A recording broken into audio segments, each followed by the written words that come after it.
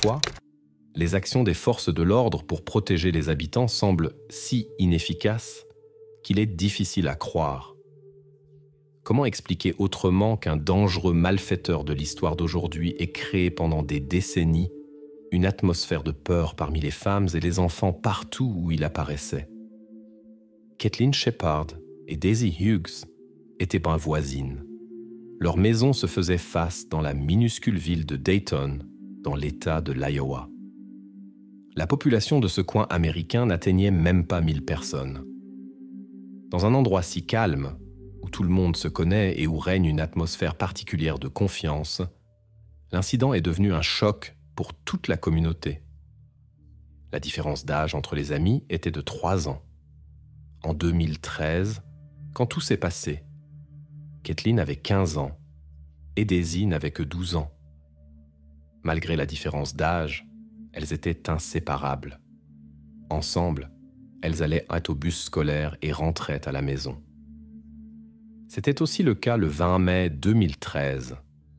Le bus s'est arrêté, elles sont descendues et se dirigèrent vers leur maison lorsqu'elles ont remarqué une camionnette rouge qui les suivait lentement. Le conducteur a rapidement engagé la conversation et a proposé aux filles de gagner de l'argent. Il a expliqué qu'il gérait une entreprise de tonte de pelouse, mais qu'il avait besoin d'aide et qu'il était prêt à payer les écolières pour un travail simple. L'homme jouait un véritable théâtre en doutant de leur capacité, ce qui a amené les filles à le convaincre elles-mêmes de leurs compétences. L'étranger a proposé de les ramener chez elles pour qu'elles puissent se préparer au travail, puis de se rendre à la mission pour laquelle il promettait de payer immédiatement. Cependant, il avait d'autres plans. Dès que les écolières sont montées dans la voiture, il a changé d'itinéraire en prétextant qu'il s'était souvenu de vêtements de travail à la bonne taille. Au lieu de les conduire aux maisons, il a emmené les filles à la campagne. Lorsqu'elles ont senti le danger et ont essayé de protester, l'homme a sorti un outil et a menacé de l'utiliser contre elles deux. Le malfaiteur les a conduites dans une maison abandonnée et les a menées dans une vieille grange à moitié effondrée qui était vide depuis de nombreuses années.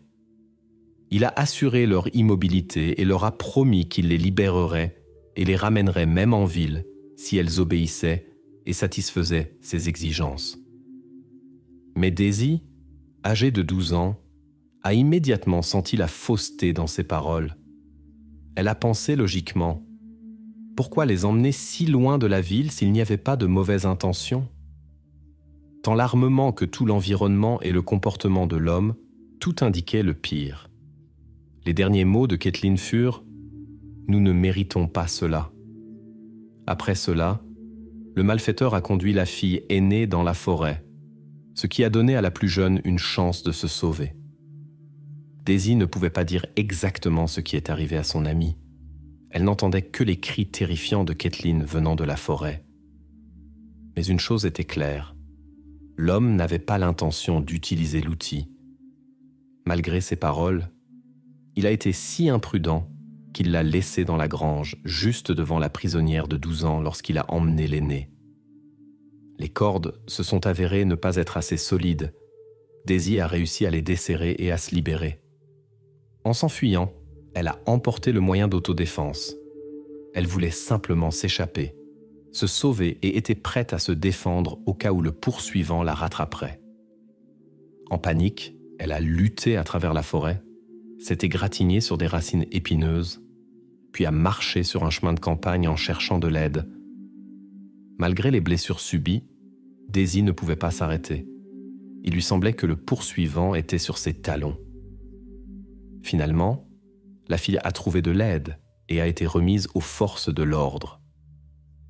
Daisy était dans un tel état que pendant sa fuite, elle avait perdu ses chaussures et subi de nombreuses blessures aux jambes et aux pieds. De plus, elle a subi diverses blessures durant ces épreuves, bien que non graves. Sa santé n'était pas en danger. Après le traitement à l'hôpital, Daisy a continué à souffrir des conséquences émotionnelles de ce qu'elle avait vécu. Elle a donné aux enquêteurs une description détaillée non seulement du malfaiteur, mais aussi de son véhicule, ce qui offrait de bonnes chances de le trouver avant qu'il ne puisse commettre quelque chose de similaire à nouveau. Vers 20 heures, dans un environnement rural près du lieu où Daisy a été trouvée, sur le terrain d'un domaine au nord-est de Dayton, dans l'État de l'Iowa, Michael Klender, un homme inconscient de 42 ans, a été découvert. Plus tard, la survivante Daisy l'a identifié. Fait intéressant, les circonstances dans lesquelles le ravisseur a été trouvé n'ont pas été divulguées pendant un certain temps. La situation s'est avérée compliquée. Plus d'informations étaient au nécessaire. Cela représentait un problème sérieux pour l'enquête, car il n'y avait aucune indication sur l'endroit où se trouvait la deuxième étudiante disparue. Les forces de l'ordre devaient pratiquement tâtonner dans l'obscurité. Alors que la recherche de Kathleen se poursuivait, les enquêteurs ont examiné le passé du coupable dans l'espoir de trouver des indices. Les faits révélés étaient extrêmement révélateurs. Déjà en 1989 eut lieu le premier procès contre Michael Klender, 17 ans, de Mason City, Iowa. Il s'était introduit dans une maison étrangère pour commettre un vol et avait agressé la propriétaire, une jeune femme nommée Jill Gilsey. Selon la reconstitution des événements, le jeune homme est apparu sur le seuil de la maison de la victime le 22 février 1989. Il a affirmé que sa voiture était tombée en panne et a demandé à utiliser le téléphone. Jill avait une proposition alternative. Elle a offert de conduire le jeune homme chez lui pour qu'il puisse résoudre ses problèmes et récupérer sa voiture plus tard. Au fond, peu lui importait comment il pourrait attirer la jeune femme dehors, alors il a accepté. Dès que Jill a ouvert la porte d'entrée, il l'a poussée au sol, a exercé de la violence et a tenté de l'empêcher de respirer. Elle n'a pu se sauver que par une résistance désespérée. Quand la jeune femme a senti qu'elle ne pouvait pas respirer, elle a réussi à se tortiller habilement et avec ses dernières forces, à repousser l'étranger avec son pied. Après cet incident, Jill était pleine d'indignation et de détermination à obtenir justice. Michael a été accusé de violation de domicile avec l'intention de s'approprier des objets de valeur au second degré et de comportement agressif avec usage de violence. Les deux chefs d'accusation sous circonstances aggravantes. Néanmoins, le juge a décidé, après l'arrestation et avant le début du procès, que le coupable pouvait être libéré sous caution. Cette indulgence a provoqué un mécontentement extrême chez Jill, surtout compte tenu du fait que le montant de la caution était inférieur aux valeurs maximales pour ces accusations.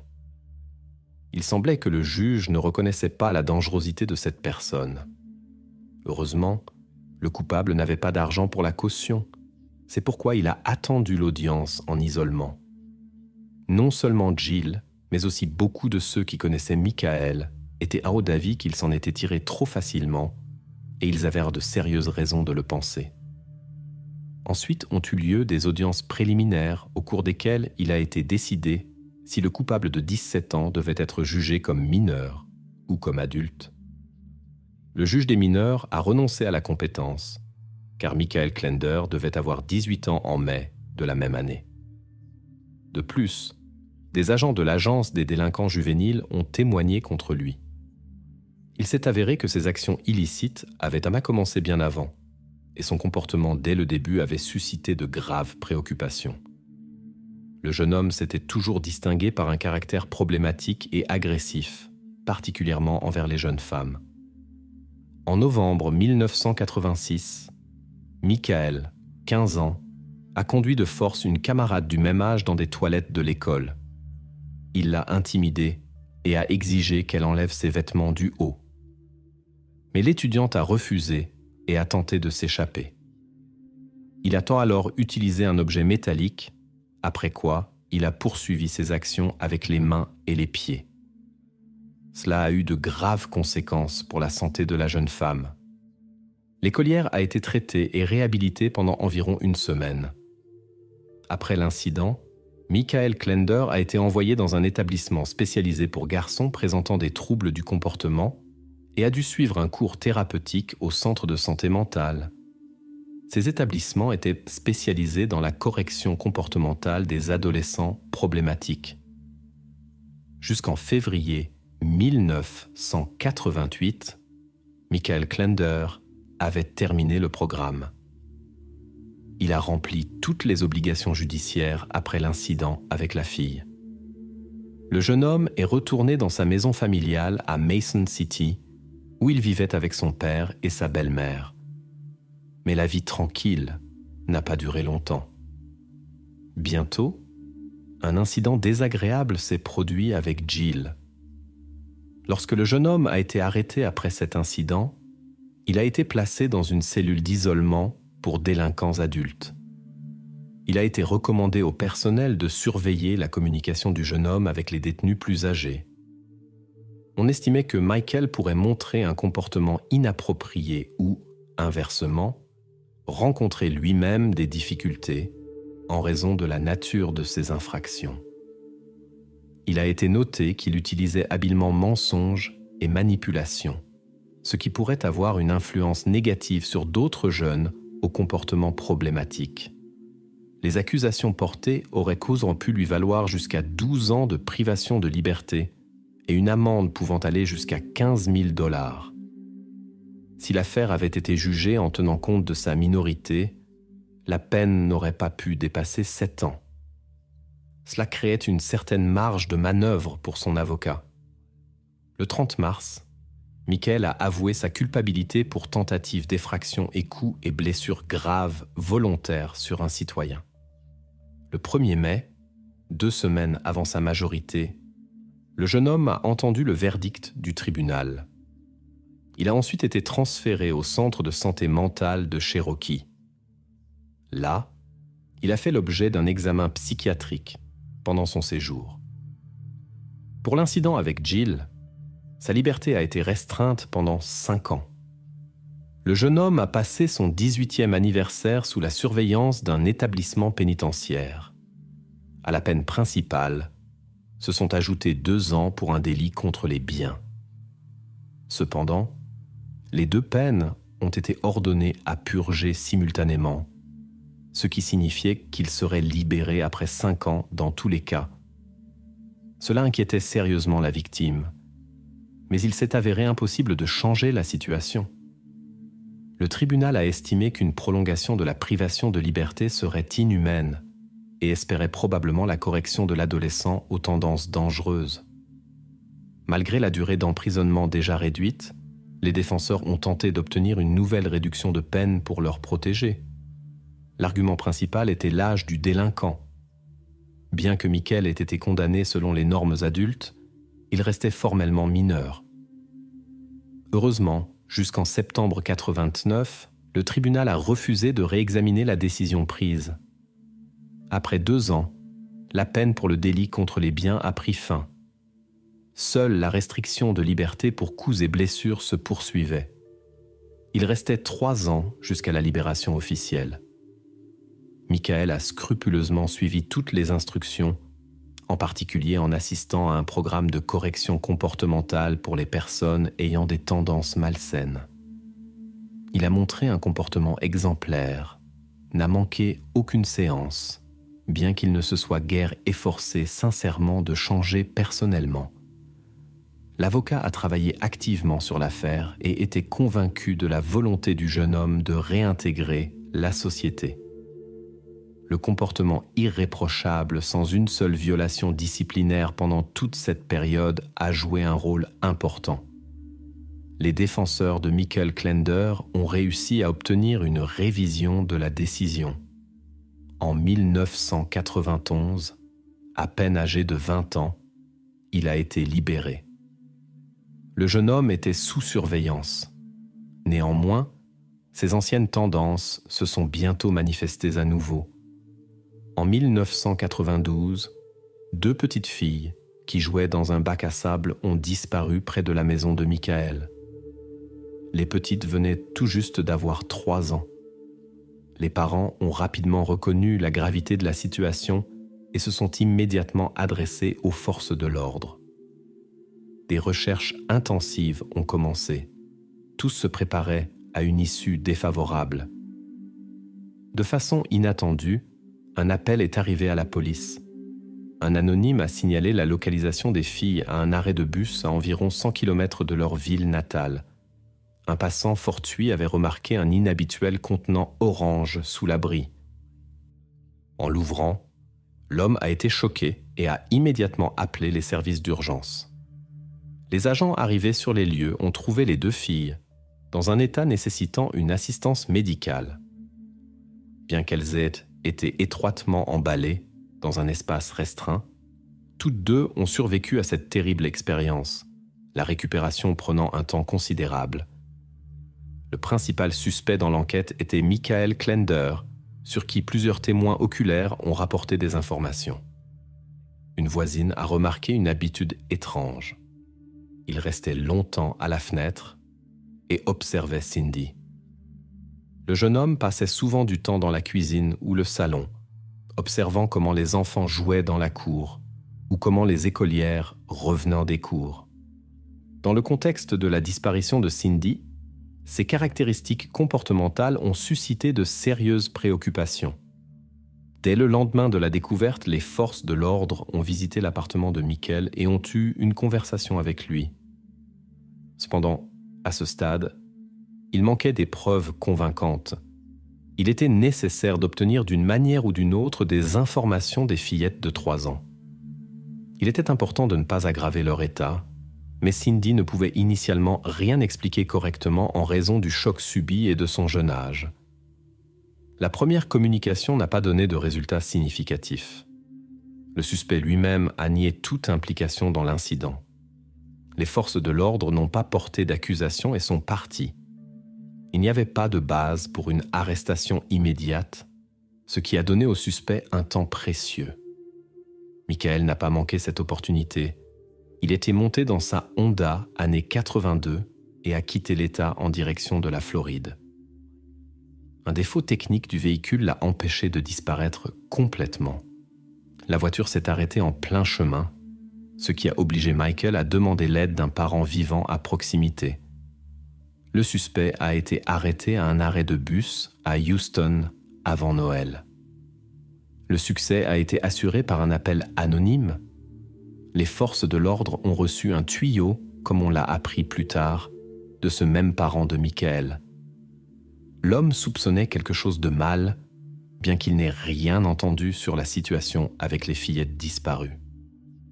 Les Cindy de 3 ans vivaient dans le même complexe résidentiel à la périphérie sud de Charles City que le principal suspect. Les enfants jouaient dans l'aire de jeu, car le complexe était surveillé et considéré comme sûr. Probablement, le suspect les observait depuis longtemps avant de remarquer l'absence d'adultes à proximité. Les enregistrements des caméras du complexe ont capturé comment les filles jouent, puis regardent simultanément dans une direction particulière et s'en vont quelque part. Les enquêteurs ont supposé que Michael a attiré leur attention alors qu'il se trouvait hors du champ de vision des caméras, et il a réussi. La découverte heureuse des filles a même été rapportée dans les informations télévisées. Le suspect a caché les 2 dans un conteneur qu'il a fermé et laissé à un arrêt. Si un passant attentif ne les avait pas trouvés en quelques heures, les conséquences auraient pu être imprévisibles. Selon le rapport médical, les filles n'ont pas été soumises à des actions spécifiques, mais ont subi des abrasions. Les 2 ont souffert de coups, et l'une avait des traces sur le cou. Quelque chose de similaire aurait pu arriver à la seconde, mais pour une raison quelconque, le suspect a montré moins d'agression envers elle. À l'origine, les filles étaient dans un état de stress intense. Une conversation complète avec les enquêteurs n'a pas été possible immédiatement. Progressivement, les filles ont décrit comment le suspect a essayé de nuire aux 2 quand il les a emmenées loin de chez elles. Elles se souvenaient bien de son apparence et ont pu donner une description qui ressemblait beaucoup à Michael Klender. Les enquêteurs ont également obtenu une description de ses vêtements. Lorsqu'on a montré sa photo aux enfants, elles ont tressailli d'horreur en reconnaissant l'étranger. Ensuite, le suspect a été arrêté et accusé d'enlèvement et d'usage de violence contre des mineurs. Même pour l'enlèvement, on peut obtenir la peine maximale dans l'État de l'Iowa. Une personne avec un passé criminel et un tel comportement a immédiatement attiré l'attention. Il a été sincèrement surpris lorsque les enquêteurs sont revenus dans la maison et lui ont lu ses droits. Lors des procès, le défenseur de Michael a essayé d'obtenir une réduction de peine. Pour les lésions corporelles, le tribunal n'a imposé que 2 ans, et pour la privation illégale de liberté au 3e degré, 10 ans pour chaque épisode. Un tel résultat a été possible parce que la situation dans le conteneur n'a pas conduit à des conséquences irréparables, tout comme les cas de difficultés respiratoires. Le jury est rapidement parvenu à une décision unanime. Michael était déjà en prison depuis 5 mois lorsque de nouvelles circonstances ont été connues. L'enquête a révélé que Michael avait également d'autres actions illégales sur lesquelles il gardait le silence. À la peine, s'est ajoutée une autre privation forcée de liberté, également sans conséquences irréversibles. Finalement, le tribunal a fixé plus de 30 ans de prison, à purger consécutivement, sans possibilité de libération conditionnelle. Mais le défenseur a continué la lutte, maintenant en se concentrant sur l'état mental du client. Il a affirmé que Michael n'avait pas besoin d'isolement, mais d'aide médicale, de rétablissement et d'adaptation dans la société. Pour de telles déclarations, il y avait vraiment des raisons. Le jeune homme montrait un comportement inhabituel. Lors de la première arrestation et de la conversation au poste de police, il était trop distant, indifférent. Quand Michael a avoué, on lui a demandé les motifs de la détention des enfants de 3 ans.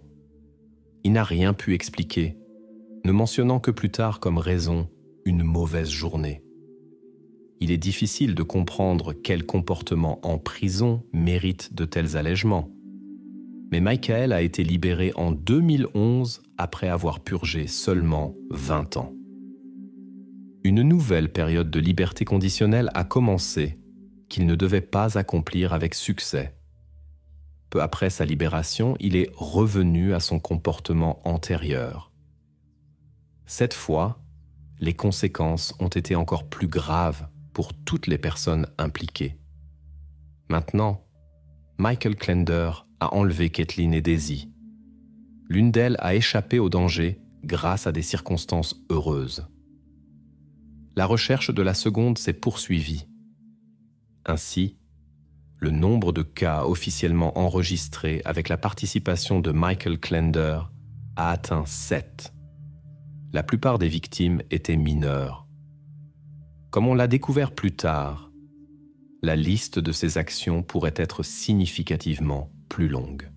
En 1992, Michael résidait temporairement dans un autre État où des cas similaires ont également été enregistrés, y compris l'histoire avec Lori Lee Smith, une jeune femme de 18 ans qu'il a attirée dans sa voiture. À l'origine, la jeune femme rentrait chez elle par une route de campagne. Cela s'est produit tard dans la soirée, lorsque la route était presque vide. Soudain, elle a remarqué dans le rétroviseur que quelqu'un clignotait avec les phares et demandait de s'arrêter. Lori s'est arrêtée sur le bord de la route et a ouvert la fenêtre. Michael, qui s'est arrêté à côté d'elle, l'a informé que les feux arrière de la conductrice ne fonctionnaient pas. Il lui a suggéré de descendre pour s'en convaincre et voulait aussi aider à vérifier les lumières. La jeune femme, sans méfiance, est descendue, mais quand elle était au coffre, elle a vu que l'homme sortait un objet tranchant. Sous pression, il a forcé la jeune femme à monter dans sa voiture. Mais elle a montré du courage et a résisté avec détermination. Ils ont lutté un moment dans la voiture de Michael quand un camion est passé. Michael Klender a remarqué comment le conducteur commençait à faire demi-tour. Apparemment, il avait vu ce qui se passait et avait décidé d'aider la jeune femme. Alors, le malfaiteur a poussé Lori Lee Smith hors de sa voiture et a immédiatement disparu. Il est important de noter que jusqu'à un certain point, toutes les victimes des actions de Michael sont restées en sécurité jusqu'à ce qu'il enlève Kathleen et Daisy. Cependant, pour des conclusions précises, une enquête approfondie sur la biographie de Michael était nécessaire. Après sa libération en 2011 et jusqu'à l'incident avec les amis en 2013, il a eu suffisamment de temps pour des actes peu glorieux. Évidemment, il ne cherchait pas à changer son comportement. Les experts soupçonnaient que Michael pourrait être responsable de beaucoup plus d'incidents similaires. Beaucoup de ceux qui sont tombés entre ses mains n'ont été sauvés que par d'heureux hasards. Des craintes existaient qu'on puisse également lui attribuer d'autres cas non résolus de personnes disparues. Par exemple, il a été lié à la mystérieuse disparition de 2 filles, Lyric Cook Morrissey, âgée de 8 ans, et Elizabeth Collins, âgée de 10 ans, d'Evansdale, Iowa, qui ont disparu dans le comté de Floyd en 2012. Cependant, le lien de Michael avec cette affaire n'a pas pu être prouvé. Les données sur l'emplacement de son téléphone ont montré qu'il se trouvait dans une autre région au moment de la disparition des filles, ce qui l'a disculpé de tout soupçon. Cette affaire est restée sans réponse. Le sort de Kathleen Shepard, 15 ans, demeurait un mystère. Les enquêteurs n'ont pas cessé d'analyser les informations et d'examiner les derniers jours d'existence de celui qui emmenait des personnes contre leur gré.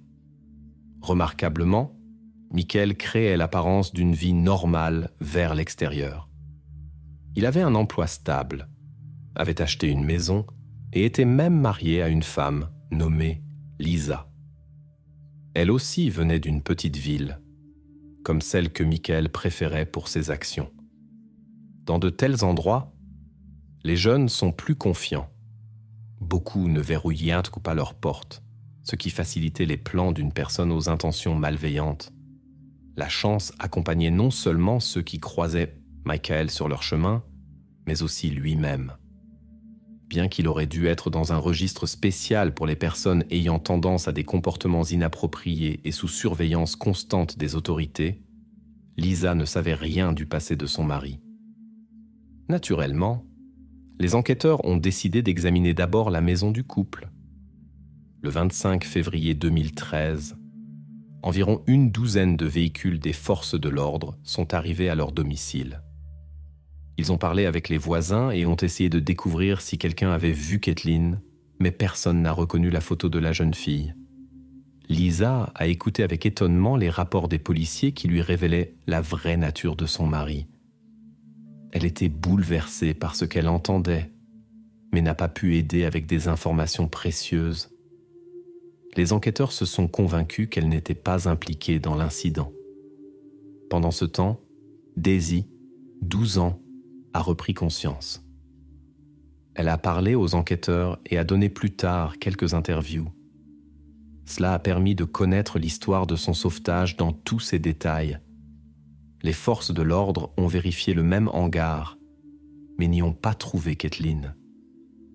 Les perspectives d'une issue heureuse pour la jeune fille de 15 ans ont considérablement diminué lorsque l'analyse des traces rouges dans la voiture du suspect a révélé une correspondance d'ADN avec la disparue.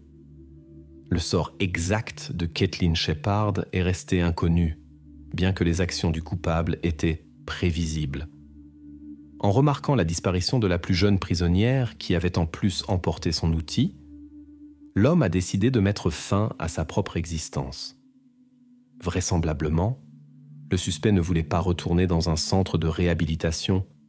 Ses infractions envers des mineurs lui auraient valu un séjour extrêmement désagréable parmi d'autres détenus. Apparemment, quelque chose d'irréversible s'était produit avec Kathleen, puisqu'il a préféré une telle issue à un séjour à vie en prison.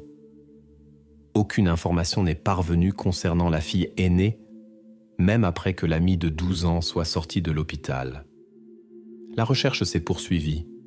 Dans les premiers jours, on a pu retrouver les sacs à dos des filles que Michael avait laissés dans une zone boisée.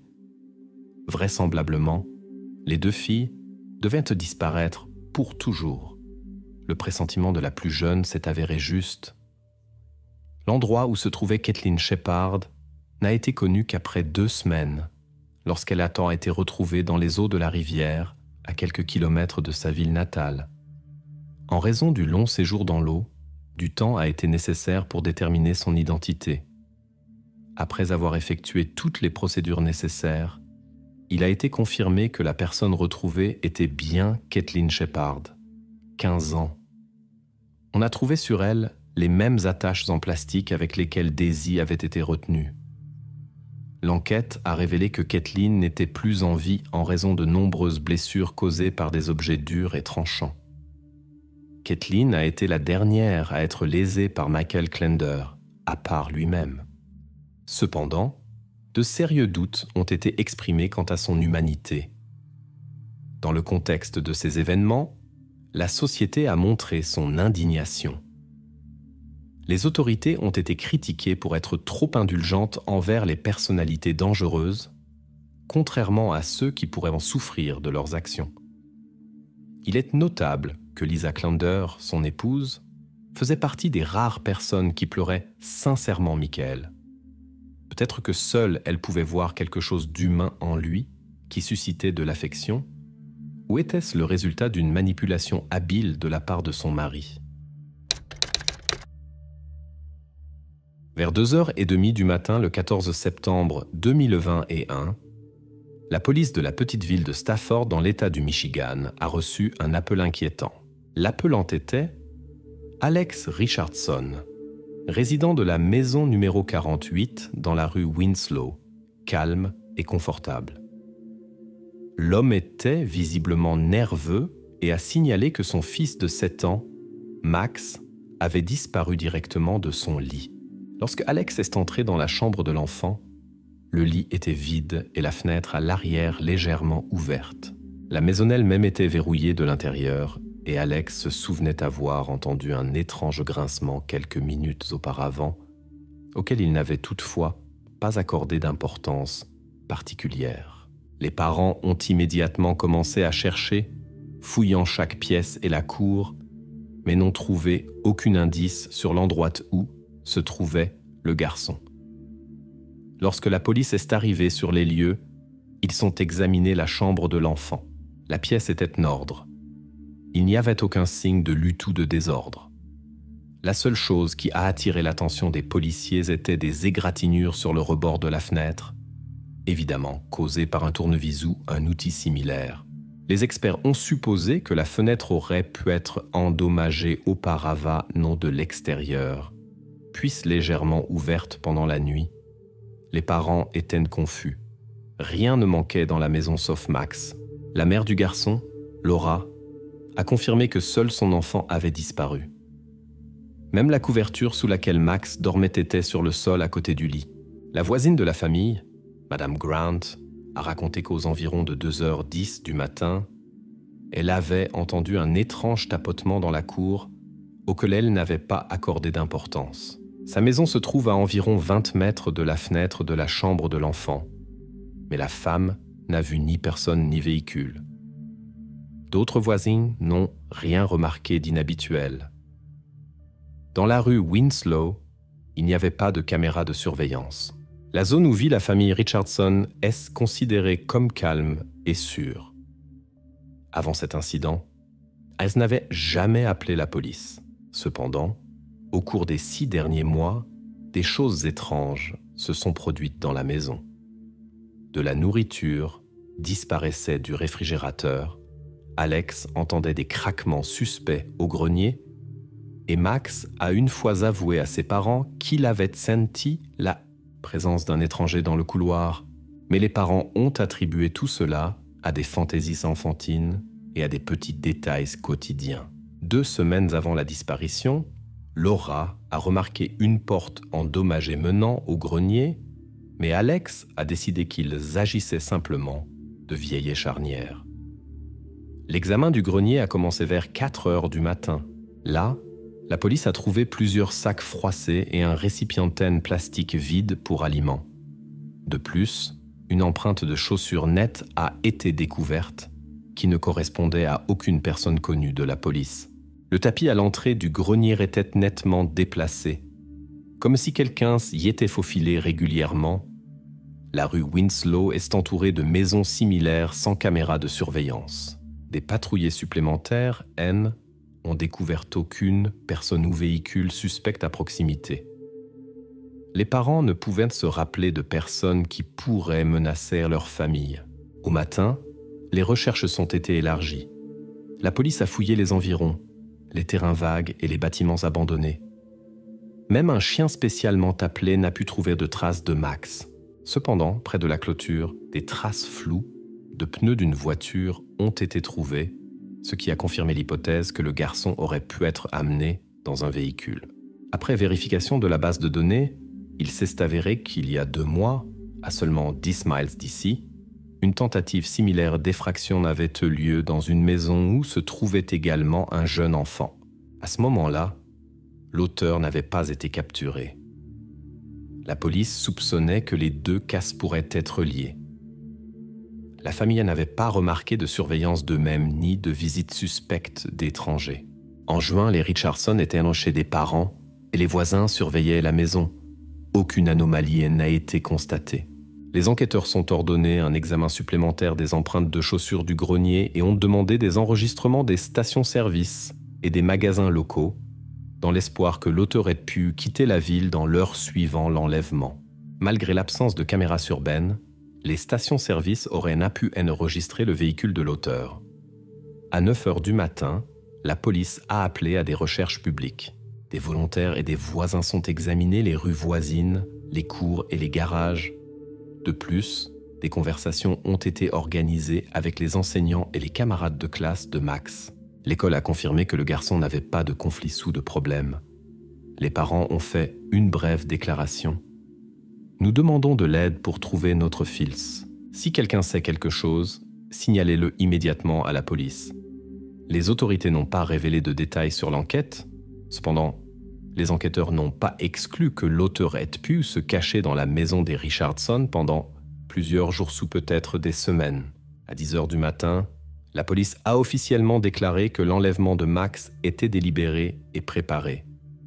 La chambre de l'enfant est avérée être une cible idéale. Elle donne sur l'arrière-cour non éclairée, sans obstacle pour une fuite rapide. Dans le grenier, on a trouvé des traces d'un étranger. Cependant, la police n'avait pas encore pu déterminer si l'auteur était dans la maison avant que les parents ne se couchent ou s'il était entré plus tard. L'enquête est poursuivie activement. Les résidents de la région n'ont été priés de se souvenir d'incidents suspects au cours des dernières semaines. Certains se sont souvenus de sons étranges, mais ces données n'étaient pas suffisantes pour une conclusion claire. L'enquête a reçu un statut prioritaire car il s'agissait de la disparition d'un enfant. Les preuves sont commencées à former lentement mais sûrement une image inquiétante d'un enlèvement soigneusement planifié. Le 14 septembre, vers 10h30 du matin, la police de Stafford a demandé des patrouillers supplémentaires pour la partie ouest de la ville. La nouvelle de la disparition de l'enfant est répandue rapidement via les médias locaux et les réseaux sociaux. Au même moment, un groupe de 3 enquêteurs a continué à recueillir des preuves dans la maison des Richardson. Le premier examen a été terminé jusqu'à 11h du matin. Les experts ont emporté un morceau de linoléum à l'entrée de la chambre de l'enfant pour vérifier les empreintes de pas et ont prélevé des échantillons de peinture du cadre de la fenêtre où il y avait des signes d'effraction. Vers 11h20, le père de Max disparu, Alex Richardson, a remis aux enquêteurs une liste de personnes qui avaient visité leur maison au cours des 6 derniers mois. La liste comprenait des voisins, des parents et quelques employés d'une entreprise qui avaient rénové le toit en avril. Les enquêteurs sont décidés de mener de brèves conversations avec tous ceux qui auraient pu remarquer des personnes suspectes près de la maison. Cependant, les premiers interrogatoires ont révélé aucun conflit ni menace contre la famille. Jusqu'à midi, la police avait terminé les conversations avec les voisins immédiats. Certains résidents ont mentionné qu'un homme inconnu était passé à plusieurs reprises chez eux, proposant de petites réparations sous l'entretien de la pelouse. 3 personnes étaient certaines qu'il agissait du même homme, mais décrivaient son apparence différemment. Les enquêteurs ont vérifié les entrepreneurs locaux mais aucune entreprise n'a confirmé avoir un employé correspondant aux descriptions des témoins.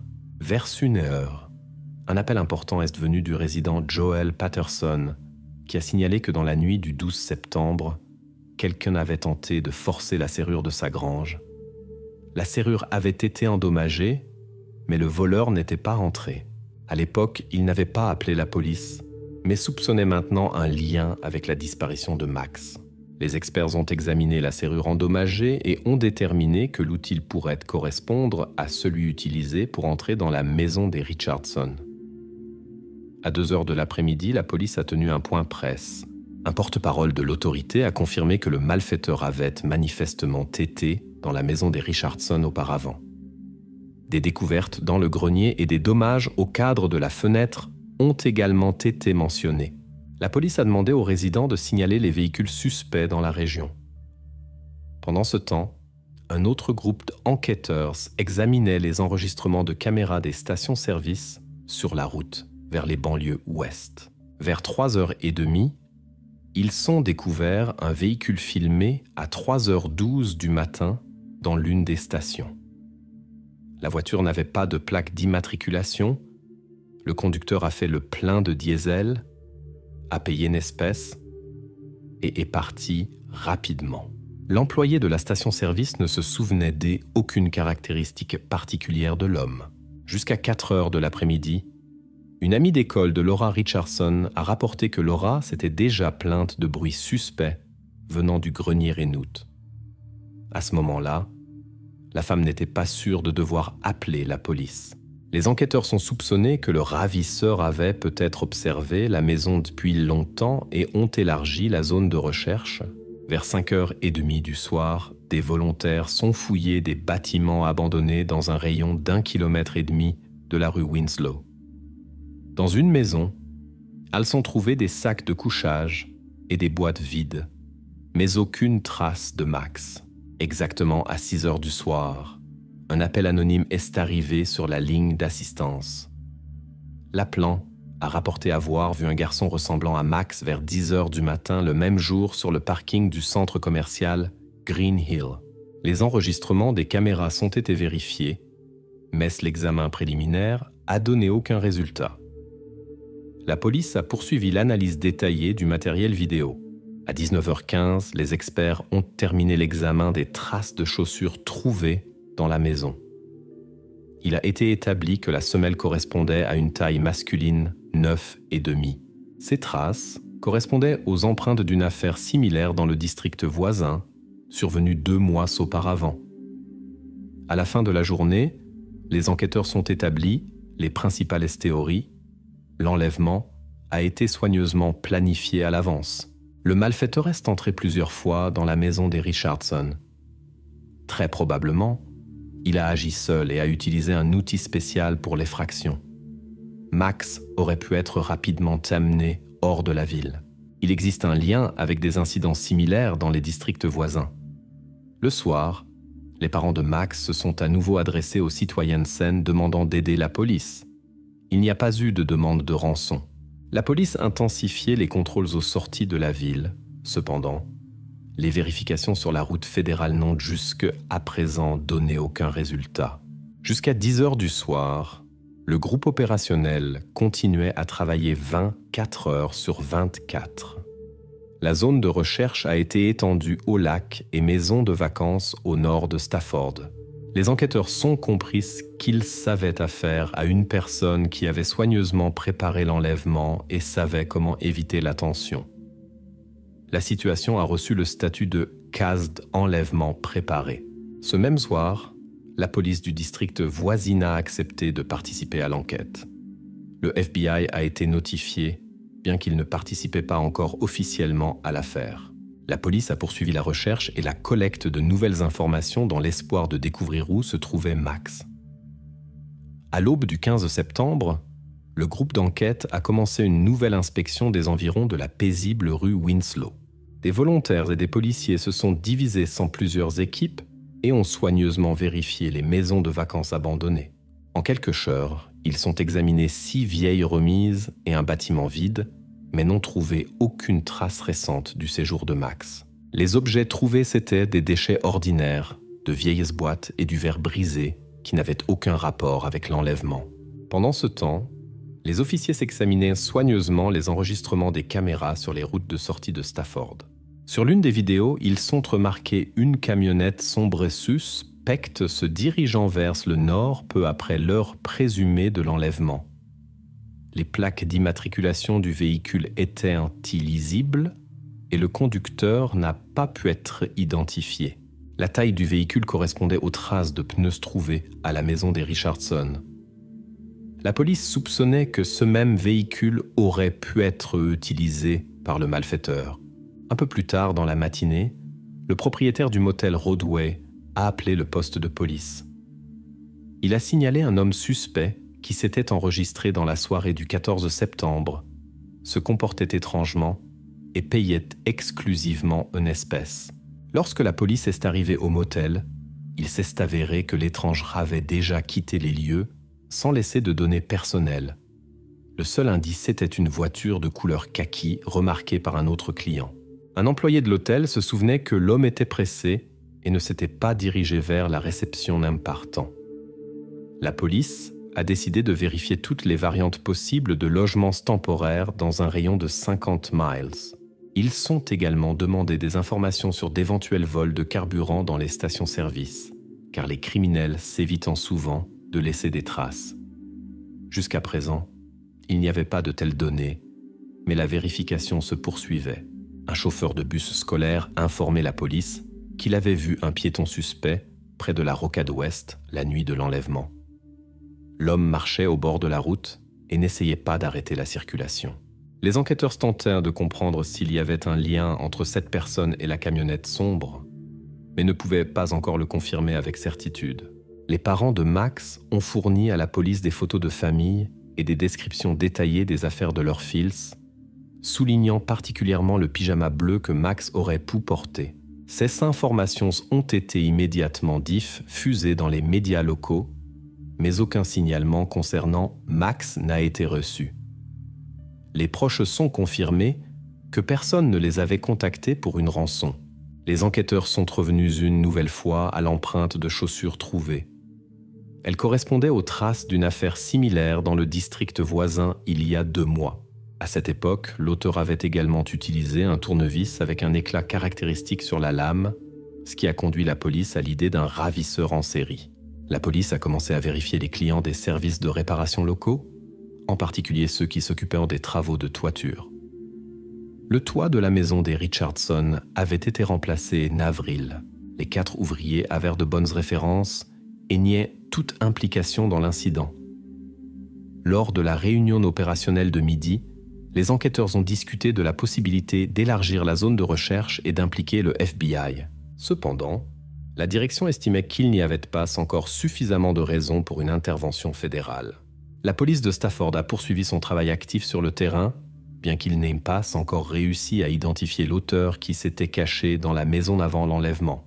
Un groupe de volontaires a de nouveau ratissé la zone des eaux les plus proches, y compris un petit lac près de la ville. La recherche n'a pas donné de résultats. Les appels anonymes à la ligne de confiance n'ont pas non plus aidé. Des personnes signalaient des individus suspects, mais rien de concret n'a pu être déterminé. Le soir, l'une des patrouilles a remarqué une voiture étrange près d'un terrain vague. Le conducteur s'éloigne rapidement à la vue de la police et les officiers n'ont pas pu distinguer les plaques d'immatriculation. Il n'était pas clair si ces incidents étaient liés à l'enlèvement. Un représentant du conseil municipal a annoncé une récompense de 5 000 $ pour toute information conduisant à la capture de l'auteur. Les parents de Max ont déclaré qu'ils doubleraient le montant pour des informations concrètes sur la localisation de leurs fils. Les informations du soir ont rappelé à nouveau le lien probable entre cet enlèvement et des cas antérieurs. La police a exhorté les résidents à rester vigilants et à signaler immédiatement tout incident suspect. À la fin de la journée, l'enquête ne s'était pas rapprochée de la question de savoir où Max avait été amené. Les enquêteurs continuaient d'analyser les enregistrements vidéo et de vérifier les bases de données des criminels ayant des modes opératoires similaires. Les parents restaient en contact constant avec la police. Le lendemain, Les forces opérationnelles prévoyaient de vérifier les zones en dehors de la ville, dans l'espoir de trouver au moins quelques traces. Le cas de Max, disparu, est devenu une priorité. Les enquêteurs attendaient les résultats des examens techniques et tentaient de comprendre les motifs et les objectifs de l'auteur. La police se préparait pour la prochaine phase de recherche, consciente qu'ils savaient affaire à un enlèvement soigneusement planifié. Au matin du 16 septembre, la police de Stafford a commencé une nouvelle vague de recherche pour Max Richardson, utilisant non seulement des forces locales mais aussi du personnel du district voisin. Même un hélicoptère a été mis en l'air pour vérifier les forêts denses au nord-ouest de la ville. Dans les premières heures, plusieurs miles carrés ont été vérifiés depuis les airs, mais aucun signe de Max ou de véhicule suspect n'a été trouvé. Ces informations ont été immédiatement transmises aux équipes qui continuaient à ratisser la zone au sol. En même temps, les enquêteurs ont reçu les résultats de l'analyse d'un conteneur en plastique trouvé dans le grenier de la famille Richardson. À l'intérieur, des traces d'ADN d'un homme inconnu ont été découvertes, mais le conteneur avait été soigneusement nettoyé, ce qui rendait l'identification difficile. Les experts ont envoyé des échantillons pour vérification dans les bases de données de l'État, mais il faudrait attendre au moins jusqu'au soir pour les résultats.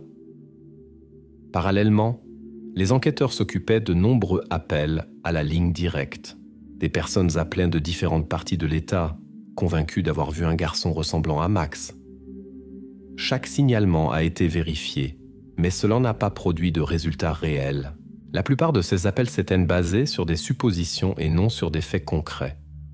Un indice important a été la conversation avec la voisine, Alice Jackson, qui se souvenait de bruits étranges dans son grenier il y a quelques semaines. À ce moment-là, elle l'avait attribué à des animaux. La police a inspecté sa maison et a découvert des traces de pas à peine perceptibles, similaires à celles trouvées dans la maison des Richardson. Bien que la correspondance ne soit pas exacte, cela confirmait qu'un inconnu avait pu être vérifié plusieurs maisons à la recherche d'une cachette appropriée. Bientôt, des traces similaires ont été trouvées dans le grenier de la maison voisine, dont les propriétaires étaient absents en août. Là, ils ont même trouvé des indices que la trappe avait été ouverte. Les propriétaires n'en avaient aucune idée. Cela a convaincu les enquêteurs de la théorie selon laquelle l'auteur pouvait systématiquement entrer dans différentes maisons et étudier la situation à l'avance. Pendant ce temps, l'un des enquêteurs s'est souvenu d'un homme qui avait été arrêté il y a quelques mois dans le district voisin pour tentative d'intrusion dans un entrepôt. On lui avait trouvé un tournevis de forme inhabituelle, similaire à celui qui avait laissé des marques sur le lieu de l'enlèvement de Max. Cet homme avait alors été libéré, faute de preuves. Mais la police a décidé de vérifier où il se trouve maintenant. Il s'est avéré que le suspect avait récemment quitté un refuge pour sans-abri dans la ville voisine. Les employés du refuge ont rapporté qu'il était parti quelques jours avant l'enlèvement de Max et n'était pas revenu. Des témoins sont mentionnés que l'homme voulait trouver du travail, mais la police n'avait pas plus d'informations. Les enquêteurs ont demandé l'accès aux transactions bancaires dans les villes proches pour suivre les mouvements du suspect. Parallèlement, les enregistrements des caméras des stations-service ont été vérifiés. Sur l'une d'elles, une camionnette similaire à celle qui pourrait être liée à l'enlèvement a été aperçue. Le véhicule se dirigeait vers un parc industriel abandonné à proximité, mais une vérification sur place n'a révélé aucune trace de Max. Les chiens pisteurs et les équipes de recherche ont continué d'examiner les entrepôts abandonnés et les zones industrielles, mais n'ont trouvé que des traces de sans-abri et non de Max. À un endroit, un vieux matelas et des bouteilles ont été trouvés, mais l'analyse n'a confirmé aucun lien avec l'affaire. Le soir, les parents de Max se sont à nouveau adressés aux habitants et leur ont demandé de vérifier soigneusement leurs greniers et caves. Beaucoup ont réagi, mais il n'y avait pas de nouveaux faits. Cependant, les gens sont devenus plus attentifs et signalèrent plus fréquemment à la police la moindre petite chose. Les résultats préliminaires de l'analyse ADN du grenier ont révélé aucune correspondance dans la base de données de l'État du Michigan. Une recherche complète dans la base de données fédérale pourrait prendre plusieurs jours. Si le suspect n'avait pas d'antécédents criminels, il serait difficile de déterminer son identité. Un des blogueurs locaux informait la police le soir qu'il avait vu un garçon ressemblant à Max près du centre commercial Brighton Valley. Mais la vérification des caméras de surveillance a montré que le garçon y était venu avec ses parents et c'était une autre fausse alerte.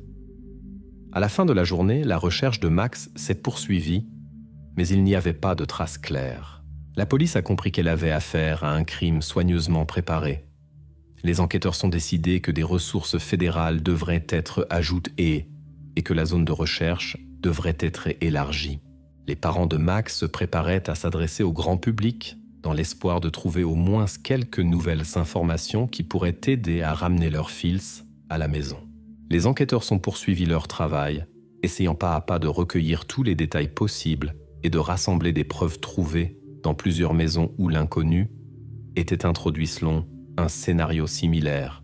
Peu à peu, il est devenu clair que le coupable choisissait des greniers et des caves, essayait de passer inaperçu et profitait du fait que les propriétaires regardent rarement dans ces endroits. Les voisins de la famille Richardson se souvenaient maintenant que de petits vols de nourriture et d'objets personnels avaient commencé bien avant l'incident. Auparavant, les habitants du quartier attribuaient cela à des actes aléatoires de vagabonds. Mais l'enlèvement de Max a fait comprendre à tous que le coupable agissait de manière beaucoup plus consciente et réfléchie. La police est revenue aux documents d'archives et a étudié les données sur une personne qui était apparue précédemment dans des cas d'intrusion illégale.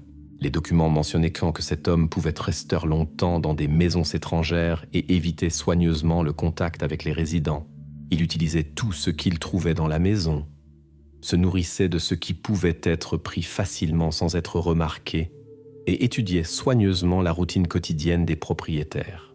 Il était noté séparément que le suspect observait potentiellement des enfants, bien qu'il n'y ait pas eu d'enlèvements réels dans ces cas. Parallèlement, la police effectuait des contrôles dans des entrepôts et des hangars dans les banlieues.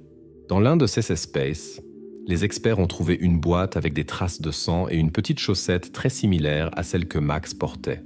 Les parents du garçon ont confirmé qu'une étaient les chaussettes pourraient effectivement n'en appartenir à leur fils.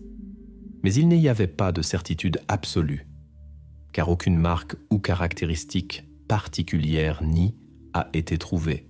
Les experts ont analysé la boîte, cependant, ils n'ont pas réussi à créer un profil ADN complet et les conclusions sont restées peu claires. Dans la profondeur du même hangar, elles sont trouvées des signes que quelqu'un y avait passé la nuit, de vieux tapis, des boîtes vides de conserve bon marché et un bidon d'eau, mais aucune trace de la présence d'un enfant. Bientôt, les enquêteurs sont reçus un message important d'une connaissance d'un des travailleurs locaux, qui se souvenait d'une conversation inhabituelle avec un étranger dans la région de la rue Winslow. Cet homme posait des questions étranges. Comment accéder à un grenier sans être remarqué? Comment sont construits les conduits d'aération? Et où se trouvent habituellement les escaliers de service? À ce moment-là, l'interlocuteur pensait qu'ils agissaient d'une simple réparation domestique et n'accordaient pas d'importance au comportement suspect. La police a soigneusement documenté son témoignage et l'a ajouté au tableau général de l'enquête. Les volontaires participant à la recherche ont mentionné à plusieurs reprises une camionnette sombre vue à plusieurs reprises dans la région. Cependant, les témoins n'ont pu décrire avec précision ni la marque ni la couleur du véhicule et personne n'a pu reconnaître la plaque d'immatriculation. Les policiers ont vérifié des véhicules similaires dans les bases de données, mais sans succès. Finalement, la théorie selon laquelle le coupable utilisait intentionnellement un véhicule étranger ou non enregistré pour ne pas laisser de traces a émergé. L'enquête est poursuivie, mais avançait très lentement. Les protocoles des conversations avec les témoins oculaires, les matériaux des enquêtes techniques et les informations sur d'autres cas similaires s'étaient constamment mis à jour.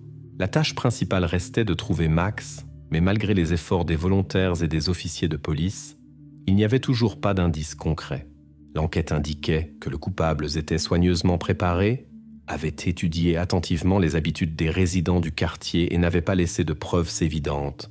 Dans les déclarations officielles, il a été souligné que la chance de trouver le garçon dépendrait de la rapidité avec laquelle la police pourrait découvrir toutes les routes et cachettes de la personne qui avait commis cet enlèvement.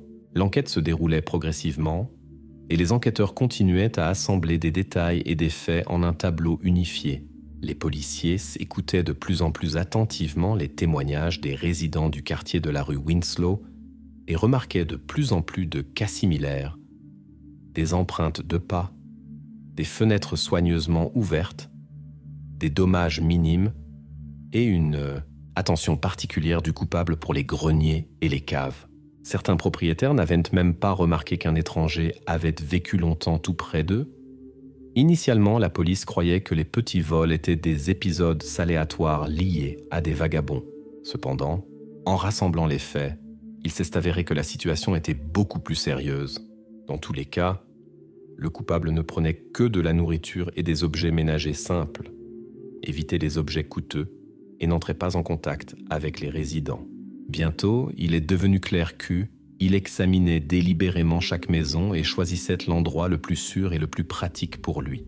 Une des découvertes les plus importantes a été les résultats de l'inspection d'un entrepôt abandonné dans la zone industrielle. Là, entre de vieilles boîtes, ils sont trouvés des coupures de journaux avec des informations sur des événements locaux. Un article sur un événement caritatif scolaire portant des marques claires avec un stylo rouge.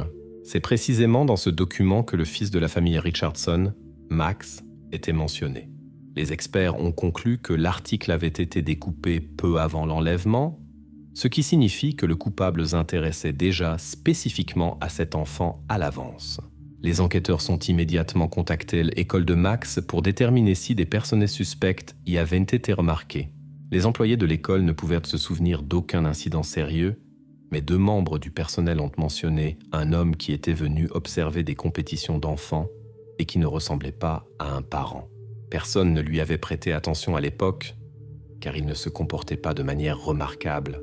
La police a élargi son cercle de recherche et a vérifié d'autres signalements de parents concernant des personnes suspectes près des aires de jeu pendant l'été de cette année. De tels rapports avaient été reçus, mais n'avaient pas été associés auparavant à des menaces sérieuses. Maintenant, les enquêtes sont conclues que l'auteur aurait pu repérer une victime appropriée à l'avance, en examinant les lieux où les enfants se rassemblent. Pendant ce temps, agents et volontaires continuaient de fouiller les bâtiments abandonnés et les structures agricoles saines dehors de la ville. Dans un tel endroit, ils ont trouvé un vieux sac de couchage et des restes de nourriture qui avaient manifestement été apportés la res mamamment. Après analyse, il s'est avéré que certains aliments correspondaient à ceux qui avaient disparu de la maison des Richardson. Sur une étagère en bois était gravée une inscription avec le nom de Max et le mot « maison ». Bien qu'il n'ait pas été possible de déterminer la date exacte de l'inscription, elle a éveillé des soupçons que l'enfant aurait pu être déplacé d'un endroit à un autre en essayant d'éviter les caméras de surveillance. La police a activement diffusé des photos de Max dans tout le district et au-delà. Des volontaires ont lancé une campagne sur les réseaux sociaux et ont demandé aux résidents de signaler tous les endroits où l'auteur pourrait se cacher. Le téléphone de la ligne d'assistance sonnait sans cesse, mais tous les messages se sont avérés inutiles. Personne n'avait vu l'enfant personnellement, et il n'y avait pas non plus de contact direct avec le ravisseur. Les enquêteurs sont déterminés que l'auteur agissait avec beaucoup de prudence et de réflexion. Il choisissait soigneusement des maisons où il pouvait rester inaperçu pendant longtemps, évitait les caméras vidéo et ne laissait pas de preuves évidentes. On a demandé aux parents de Max de ne pas divulguer de détails sur l'enquête afin de ne pas entraver la recherche et de ne pas effrayer d'éventuels témoins. La recherche s'est poursuivie dans plusieurs directions. Vérification des bâtiments abandonnés, analyse minutieuse des objets trouvés, collecte de témoignages sur des personnes suspectes. L'administration municipale a fourni des fonds supplémentaires pour embaucher des enquêteurs privés et certaines preuves sont été envoyées dans l'État voisin pour une analyse accélérée.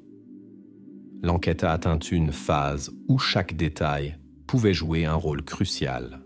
Tout indiquait que l'auteur agissait selon un plan préétabli. Les enquêteurs sont décidés de réexaminer tous les incidents d'effraction précédents pour comprendre comment il était passé de petits vols à l'enlèvement d'un enfant. La question la plus importante restait de savoir s'il agissait seul ou avec des complices. L'enquête est entrée dans une phase critique où toute découverte ou nouveau témoignage pourrait influencer l'avenir de Max. L'enquête est progressivement étendue au-delà de Stafford et la police locale a décidé de faire appel aux services fédéraux pour examiner plus en détail les preuves et découvrir d'éventuels liens avec d'autres États. Le groupe opérationnel a commencé à créer une base de données commune où étaient enregistrées des informations sur tous les cas similaires d'effraction. Une attention particulière a été accordée aux cas similaires de disparition d'enfants dans les régions voisines au cours de la dernière année et demie. Bientôt est apparu le cas d'une fille du district voisin de Brunswick qui avait disparu il y a quelques mois. À ce moment-là, la police avait supposé que l'enfant était partie d'elle-même car il n'y avait pas de signe d'effraction. Cependant, les parents de la fille ont également signalé des bruits étranges dans la maison. Les enquêteurs sont soupçonnés que l'auteur aurait pu choisir des tactiques similaires. Il pénétrait dans les maisons sans être remarqué, restait invisible pendant longtemps et observait les enfants, sélectionnant les familles les plus vulnérables. Au fur et à mesure que la recherche s'élargissait, la police enquêtait sur le territoire d'une ancienne usine de traitement des métaux, où il y avait de nombreux hangars vides et couloirs devenus refuges pour les sans-abri. Dans l'une des pièces, ils sont remarqués des inscriptions murales avec le nom Max. À côté se trouvait un morceau cassé d'une voiture jouet. Les parents du garçon ont reconnu le jouet et ont signalé qu'un modèle similaire avait disparu de leur maison il y a un mois. Bien qu'on ne puisse affirmer avec certitude que la pièce appartenait à Max, cela confirmait la théorie selon laquelle le ravisseur se déplaçait avec l'enfant entre des lieux abandonnés. Les experts ont continué à comparer des échantillons d'ADN trouvés dans le grenier et d'autres endroits avec toutes les bases de données disponibles. À nouveau est apparu le nom de Michael Green, un homme avec un historique de petits vols et d'effraction. Green avait également été soupçonné auparavant d'observer des personnes. Il a laissé des empreintes similaires et n'a pas coopéré avec les enquêtes. Après sa libération conditionnelle et anticipée, il n'est pas apparu à son adresse et pouvait se déplacer librement dans l'État. En même temps, la police a continué à collaborer étroitement avec la famille Richardson.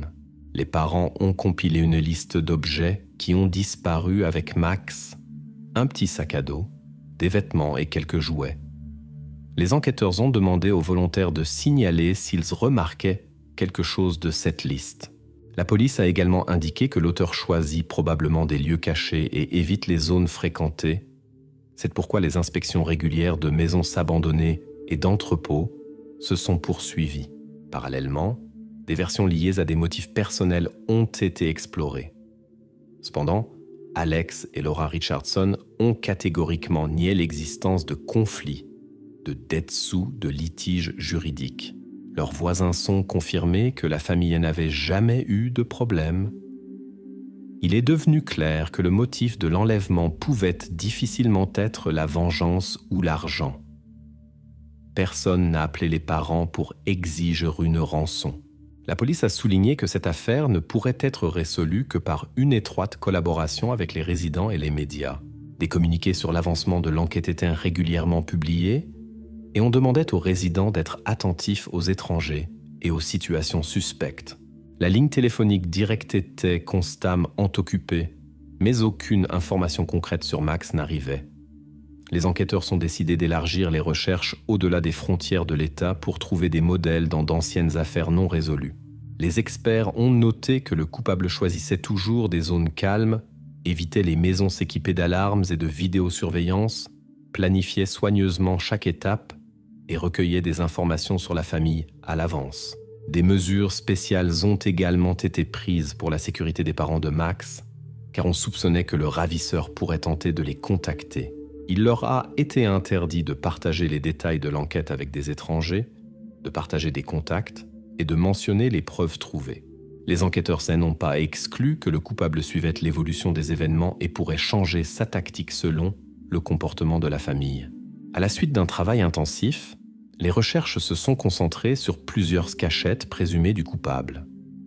Des équipes se sont préparées à examiner des zones difficiles d'accès avec des drones et des caméras thermiques. Tous attendaient les résultats définitifs de l'analyse ADN dans l'espoir qu'ils s'aideraient à déterminer plus rapidement l'identité du ravisseur. Ainsi, l'affaire Max Richardson est entrée dans une phase où chaque nouveau détail pouvait être décisif. Les enquêteurs étaient convaincus que le crime n'était pas spontané et vérifiaient maintenant soigneusement si le coupable avait agi seul ou avec des complices. Tous espéraient que la prochaine phase de l'enquête apporterait enfin des clarifications et aiderait à ramener Max à la maison. L'enquête s'est accélérée et maintenant des agents et des experts travaillaient simultanément dans plusieurs directions. Une partie de l'équipe étudiait en détail les archives régionales et les anciennes affaires, notamment les cases d'intrusion dans des maisons suivies de disparitions d'enfants. Les autres s'occupèrent de la recherche active et de l'inspection d'objets dans un rayon de 50 à 70 miles de Stafford. Une attention particulière a été accordée non seulement aux bâtiments abandonnés, mais aussi aux zones forestières, aux péninsules, aux stations de bateaux et aux fermes isolées, des endroits où le ravisseur pourrait se cacher sans attirer l'attention. Chaque nouveau lieu était immédiatement enregistré dans la base de données commune. Les experts ont continué à analyser les preuves précédemment trouvées à divers endroits, comme de vieux hangars, des dachas abandonnés et des entrepôts industriels. Une théorie a émergé selon laquelle le coupable pourrait utiliser des ateliers illégaux sous des espaces loués où les propriétaires ne vérifiaient pas les documents des locataires. L'un des propriétaires a confirmé qu'il avait récemment loué un petit espace sur le territoire d'une ancienne usine à un homme qui payait le loyer en espèces et ne présentait pas de documents. Il apparaissait rarement en personne et évitait le contact direct.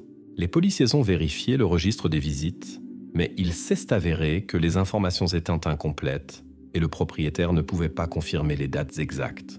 Sur la base des données obtenues, les enquêteurs sont tentés de créer un itinéraire possible du coupable tenant compte de ces espaces cachés. Lors de l'analyse, des zones où les caméras de surveillance ne fonctionnaient pas ou n'existaient pas du tout ont été identifiées. Les agents soupçonnaient que le coupable choisissait spécifiquement de tels endroits pour éviter d'être observé. Cependant, il restait incertain, il agissait toujours seul ou avait des complices.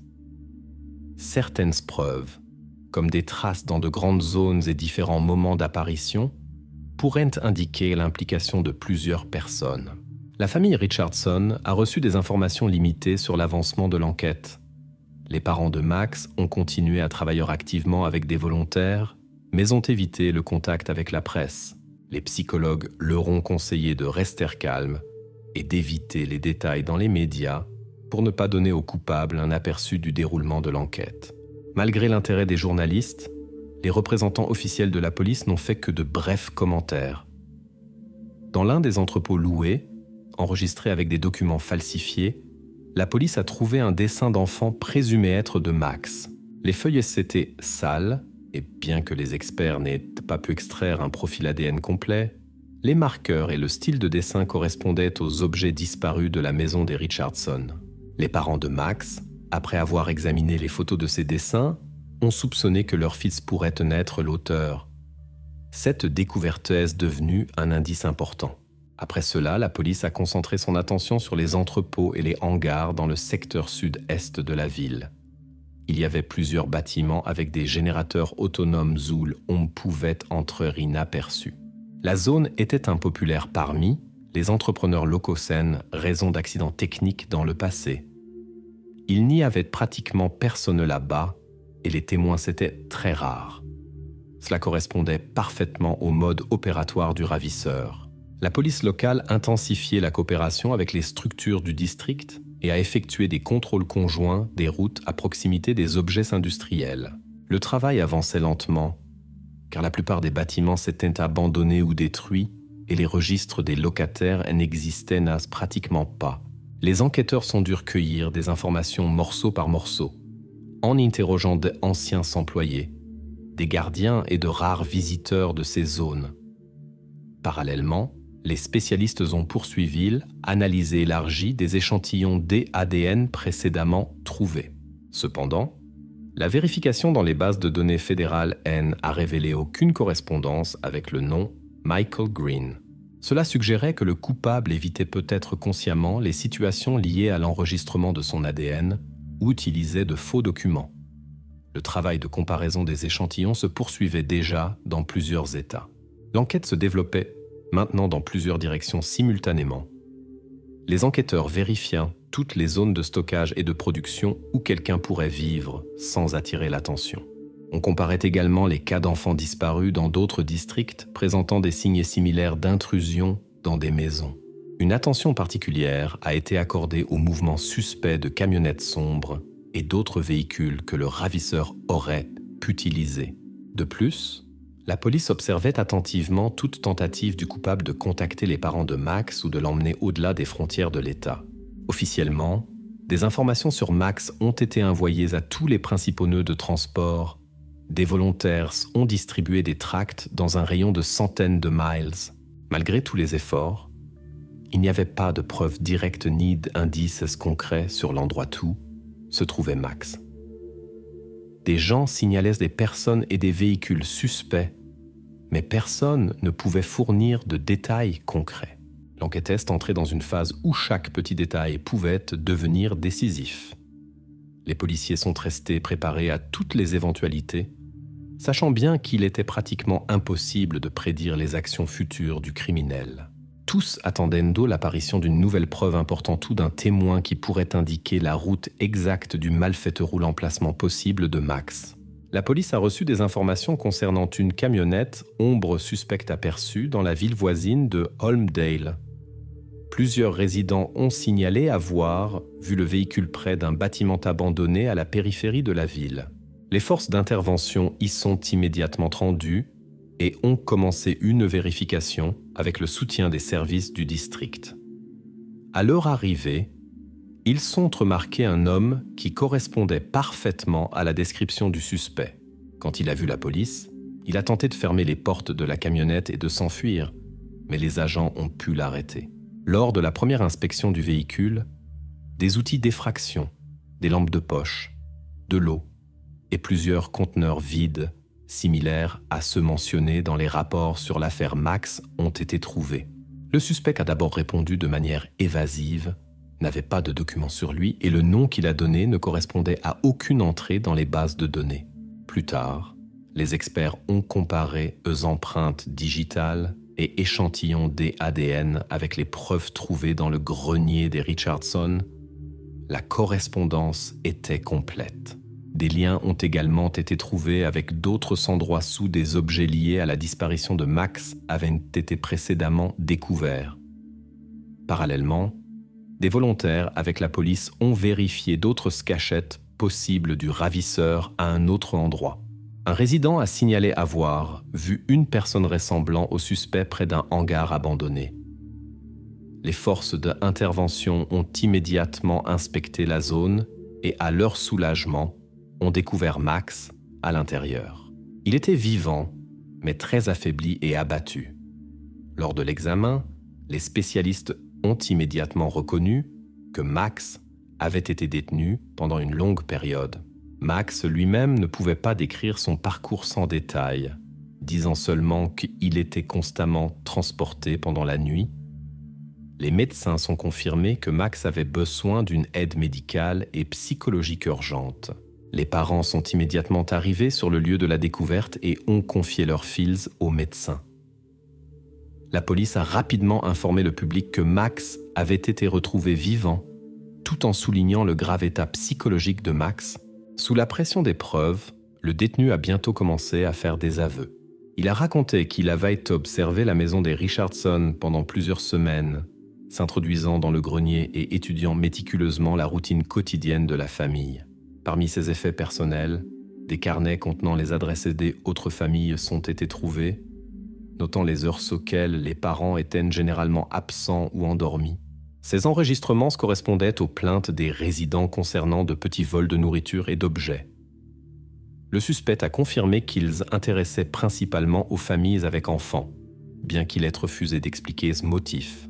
Des coupures de journaux sur des événements scolaires et des compétitions pour enfants avec des notes indiquant l'heure et le lieu des événements ont été trouvés en possession du détenu.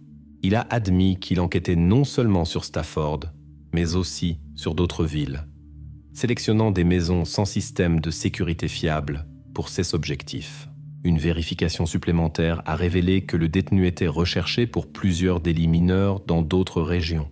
Cependant, aucune preuve directe de sa participation à des enlèvements antérieurs d'enfants N a été trouvée, bien que les enquêteurs n'aient pas exclu qu'il ait pu avoir des complices. Les registres du suspect indiquaient un lien possible avec d'autres personnes, mais il a affirmé avoir toujours agi seul. Max a également fourni des témoignages importants à la police. Il a signalé n'avoir vu qu'une seule personne qui lui apportait de la nourriture et de l'eau. L'examen médical a confirmé de graves conséquences psychologiques de la captivité. Les enquêteurs sont décidés de ne publier qu'une partie des informations pour ne pas nuire à Max. Les parents ont publiquement remercié tous ceux qui avaient aidé dans la recherche et ont demandé que leur vie privée soit respectée. Peu après, le détenu a été officiellement accusé de plusieurs crimes: intrusion non autorisée dans un logement, enlèvement d'un enfant, prise d'otages et autres infractions. Cependant, de nombreuses questions sont restées sans réponse. La police a continué d'examiner les registres du suspect, qui contenaient des adresses d'autres familles et des itinéraires pour d'éventuels crimes. Il n'a pas été exclu qu'il ait pu être impliqué dans d'autres enlèvements, bien qu'il n'y ait pas encore de preuves directes. Les enquêtes ont montré que de tels cas pourraient être plus fréquents qu'on ne le pensait auparavant. Certains voisins des Richardson ont signalé avoir vu plus d'une personne étrangère près de maisons inoccupées, mais il n'y avait pas de confirmation concrète de cela. Finalement, l'affaire Max Richardson est passée en jugement. Max a été rendu à ses parents, mais devant lui et sa famille s'étendait un long processus de réhabilitation. La police a officiellement confirmé que le criminel avait minutieusement préparé le crime, mais une question importante est restée ouverte, formulée par l'un des officiers. Combien d'enfants de plus auraient pu être victimes? Et y a-t-il d'éventuels complices encore en liberté?